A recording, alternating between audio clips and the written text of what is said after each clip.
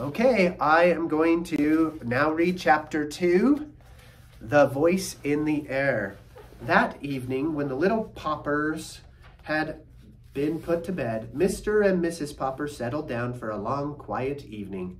The neat living room at 432 Proudfoot Avenue was much like all the other living rooms in Stillwater, except that the walls were hung with pictures from the National Geographic magazine. Mrs. Popper picked up her mending while Mr. Popper collected his pipe, his book, and his globe. From time to time, Mrs. Popper sighed a little as she thought about the long winter ahead. Would there really be enough beans to last? She wondered.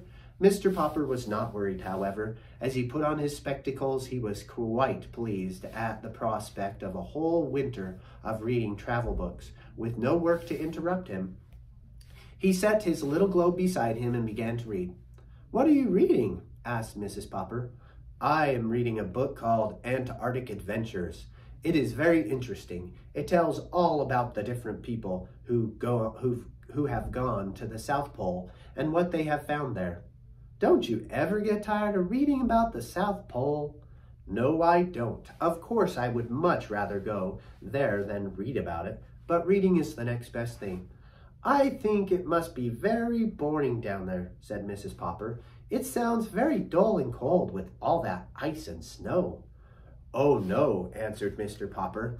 "You wouldn't think it was dull if you had gone with me to see the movies of the Drake expedition at the bayou last year." "Well, I didn't, and I don't think any of us will have any money for movies now," answered Mrs. Popper a little sharply. She was not at all a disagreeable woman, but she sometimes got rather cross when she was worried about money. "If you had gone, my love," went on Mr. Popper, "you would have seen how beautiful the Antarctic is, but I think the nicest part of all is the penguins. No wonder all the men on that expedition had such a good time playing with them. They're the funniest birds in the world. They don't fly like other birds. They walk erect like little men. When they get tired of walking, they just lie down on their stomachs and slide. It would be very nice to have one for a pet." "Pets?" said Mrs. Popper. "First, it's Bill wanting a dog, then Janie begging for a kitten. Now you and penguins? But I won't have any pets around. They make too much dirt in the house, and I have enough work now, trying to keep this place tidy, to say nothing of what it costs to feed a pet. Anyway, we have the bowl of goldfish." "Penguins are very intelligent," continued Mr. Popper. "Listen to this, Mama.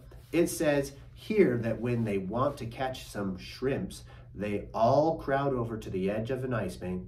Only they don't just jump in because a sea leopard might be waiting to eat the penguins. So they crowd and push until they manage to shove one penguin off to see if it's safe. I mean, if he doesn't get eaten up.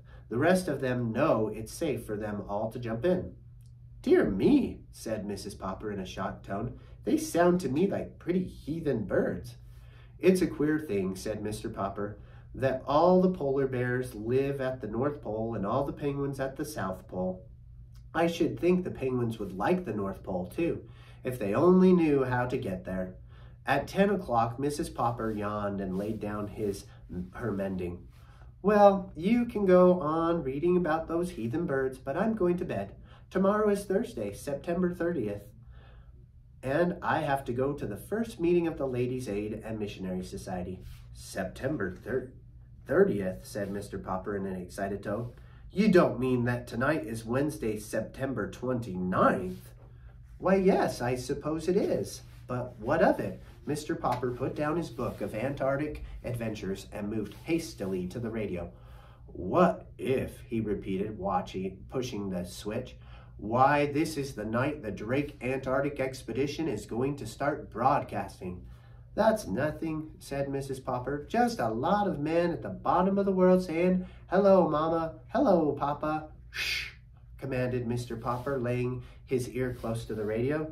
There was a buzz, and then suddenly, from the South Pole, a faint voice floated out into the Popper living room. "This is Admiral Drake speaking. Hello, Mama. Hello, Papa. Hello, Mr. Popper." "Gracious goodness," exclaimed Mrs. Popper. "Did he say Papa or Popper?" Hello, Mr. Popper up there in Stillwater. Thanks for your nice letter about the pictures of our last expedition. Watch for an answer, but not by letter, Mr. Popper. Watch for a surprise. Signing off, signing off. You wrote to Admiral Drake? Yes, I did, Mr. Popper admitted. I wrote and told him how funny I thought the penguins were.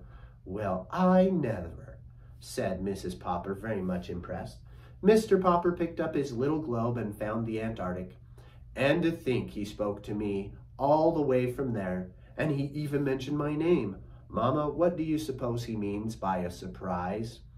I haven't any idea, answered Mrs. Popper, but I'm going to bed. I don't want to be late for the Ladies' Aid and Missionary Society meeting tomorrow.